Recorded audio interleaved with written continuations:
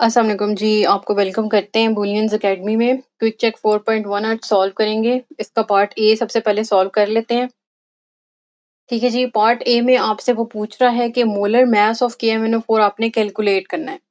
ठीक है, तो हम लिख लेते हैं कि मोलर मास जो है ना, ये गिवन डाटा है असल में आपके पास। तो मोलर मास जो है वो आपने फाइंड आउट करना है और इसके लिए हम फॉर्मूला लिखते हैं KMnO4। इसमें ना इस फॉर्मूले में देखें तो potassium, manganese and oxygen 3 atoms हैं। इन तीनों के इंडिविजुअल मासेस को हमें सम करना होगा। टोटल का मास तभी निकलेगा। अच्छा, ये हमें कहाँ से मिलता है? पीरियोडिक टेबल से मिलता है। वैसे ये पेपर में मासेस गिवन होते हैं, ठीक है, लेकिन यहाँ पे हमें फिलहाल पीरियोडिक टेबल से मिलेंगे। तो पोटाशियम, देखिए ये लिखा हुआ है, इसके नीचे लिखा हुआ होता है। ठीक है, पोटाशियम जो लेटर है उसके नीचे लिखा होगा। तो ये 31 और फिर मैंगनीज देखें तो उसके नीचे ये आपके पास मास दिया हुआ है 55 है, ये 54.5। अच्छा, उसके बाद ऑक्सीजन है, तो ऑक्सीजन का जो है ना वो 16 है। तो ये तीनों के जी हमारे पास मैसेज आ गए हैं। इनको इंडिविजुअल मैसेज कहते हैं और इनको ना हम सम अप करते हैं, टोटल KMnO4 का मैस निकल आएगा। ठीक है। तो अब हम इनके मैसेज को सम अप कर लेते हैं। पोटाशियम का हमें क्या मिला था जी? 31। तो हम लिख लेते हैं, सॉरी 39 प्लस मैंगनीज का लिख लेते हैं। मैंगनीज आपके पास 55 है।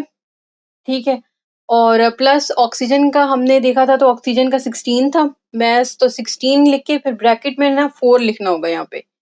और ये 4 किस वजह से है? क्योंकि ऑक्सीजन के साथ फॉर्मूले के अंदर ना 4 लिखा हुआ है छोटा सा नीचे।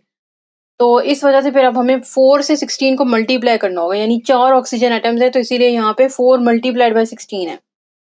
ठीक है, सबको सम अप करते हैं तो हमारे पास आंसर आ जाते हैं जी 158। ठीक है, और इस ये यूनिट लिख लेते हैं साथ में, ग्राम पर मोल। तो ये आपका जी आंसर हो जाएगा। ये इस तरह हम मोलर मैसेज निकालते हैं। ठीक है, अब नेक्स्ट पार्ट की तरफ चलते हैं।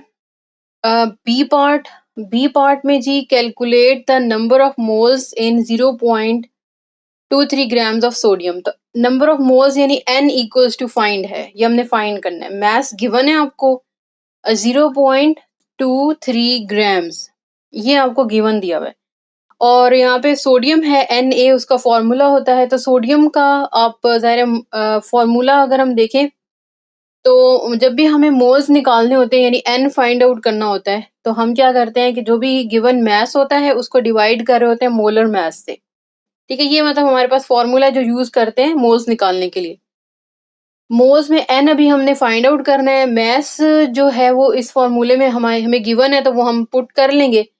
मोलर मास हमें पहले थोड़ा-सा फाइंड आउट करना पड़ेगा, जैसे भी ए पार्ट में हमने किया है उसी तरह मोलर मास ज़रा हम देख लेते हैं, पीरियोडिक टेबल में से देख लेते हैं कि चूँकि ये एक अकेला ही एटम है सोडियम, तो मोलर मास इसका जो होगा वो इसका पीरियोडिक टेबल से देख के हम लिख सकते हैं।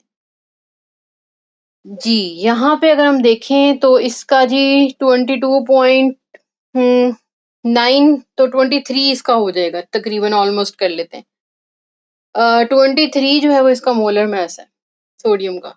तो N का फॉर्मूला लिखिए, मास ओवर मोलर मास, ये बराबर हो जाएगा जी 0.23, क्योंकि जो गिवन वाला मास है वो आप ऊपर लिख लें।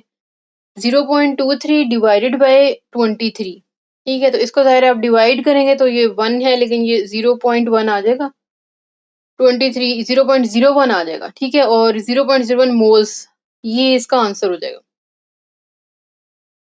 ठीक है, नेक्स्ट सी पार्ट में आपने फाइंड आउट करना है मास, और जो गिवन डाटा दिया हुआ है वो भी यहीं पे लिख लेते हैं। मोल्स गिवन है 1.5 मोल्स जो है ना वो आपको दिए हुए हैं, और कैल्शियम हाइड्रोक्साइड के दिए हुए हैं।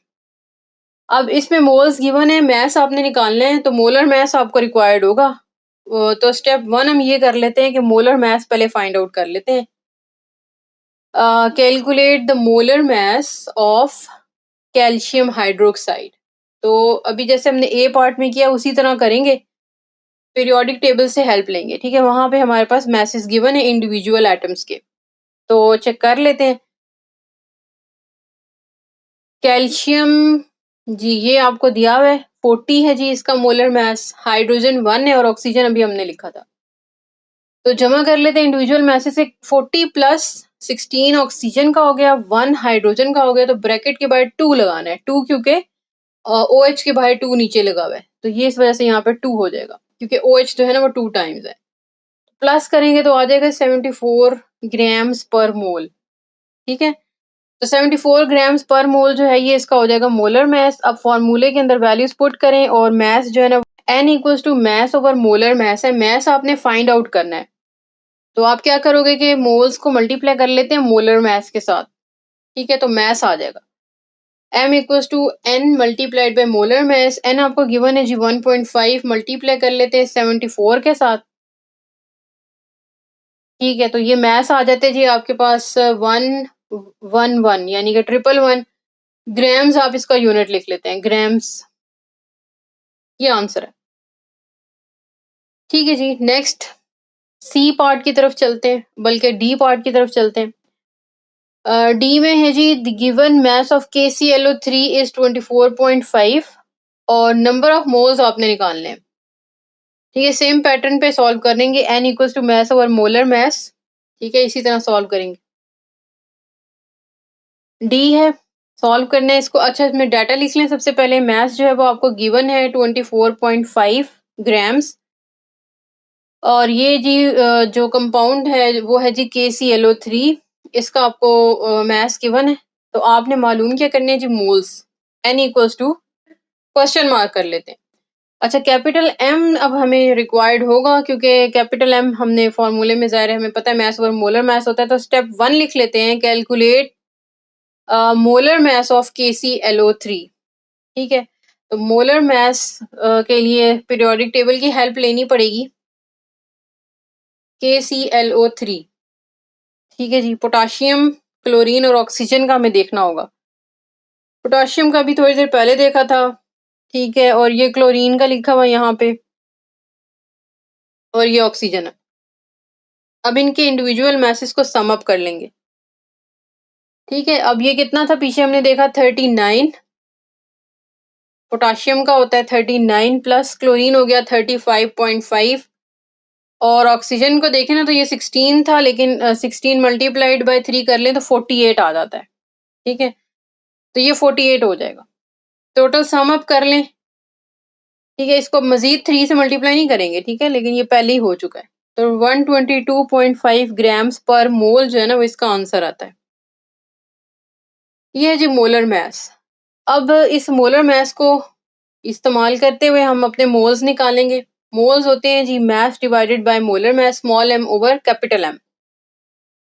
तो मास जी आपको गिवन है 24.5, वैल्यू पुट कर लें इसके अंदर और मोल्स आपके जो है ना वो निकल आएंगे।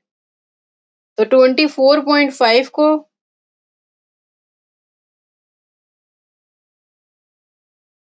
डिवाइड कर लेते हैं 122.5 से, तो ये आ जाएगा 0.2 मोल्स, यानी कि 24.5 ग्राम ऑफ KClO3 बनते हैं 0.2 मोल्स,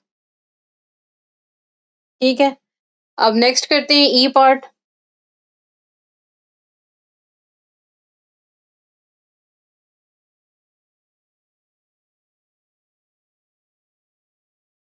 अच्छा ई में जो है हम पहले डेटा लिख लेते हैं कि जो चीजें पूछी हुई हैं और जो हमें मालूम करनी है, इससे हमें आसानी हो जाएगी।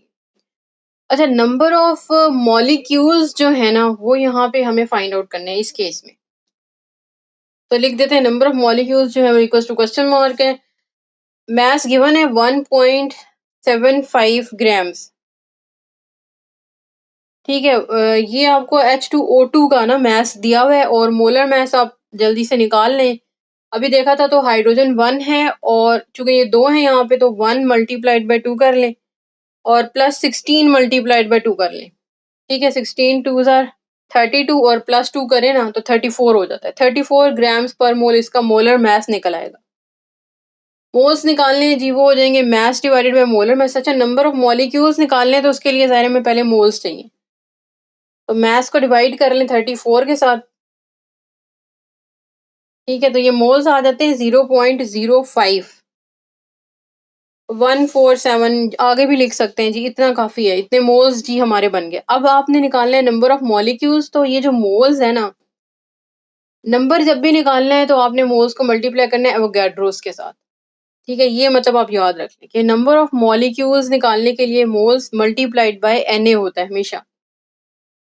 और ये हो जाएगा 0.0514 0.0514 मल्टीप्लाइड बाय एवोगैड्रो होता है 6.022 इंटू 10⁻23।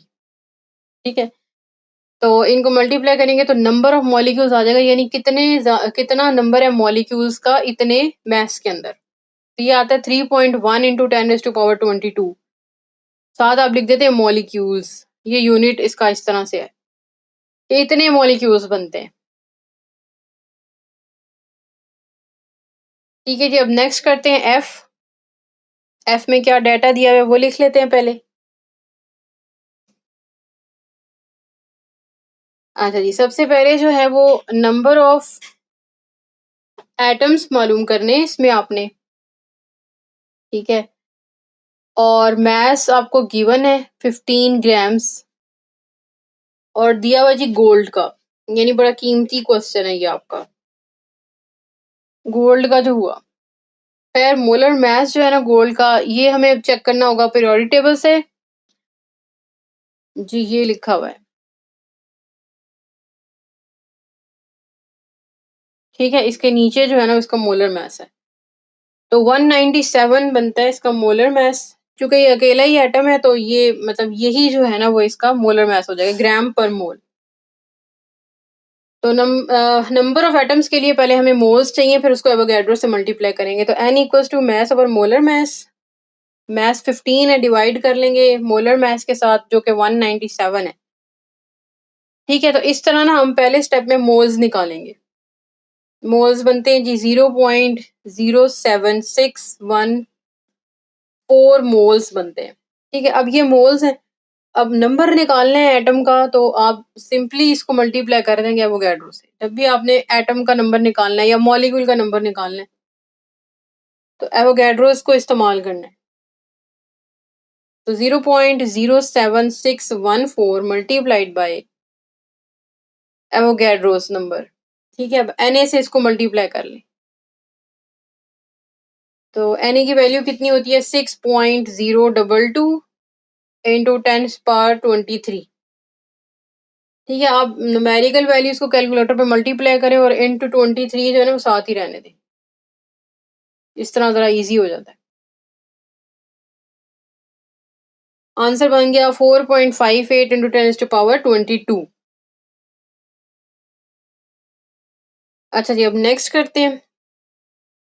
अच्छा ये समरी जो है ना वो यहाँ पे हम थोड़ी सी देख लेते हैं कि इन तमाम क्वेश्चंस में हमने क्या यहाँ पे काम किया है। सबसे पहले जो हमने सीखा है ना कि जब भी हमने मोल्स निकालने हैं, ठीक है, मोल्स निकालने, तो फॉर फाइंडिंग द मोल्स हम यूज कर रहे होते हैं formula n equals to small m over capital M, यानी कि मास ओवर मोलर मास। ठीक है, ये एक फॉर्मूला हमने यहाँ बहुत ज्यादा यूज किया मोल्स निकालने के बाद। ठीक है, अगर आपसे नंबर ऑफ पार्टिकल्स पूछता है, नंबर ऑफ एटम्स होते हैं, नंबर ऑफ मॉलिक्यूल्स होते हैं, तो आपने कैसे करना है मोल्स मल्टीप्लाइड बाय एवोगैड्रो। ठीक है, तो इस तरह जो है ना ये दोनों काम आप करते हैं। ये समरी है, इस क्विक चेक में हमने ये मेन फॉर्मूले जो है ना वो यूज किए। थैंक्स।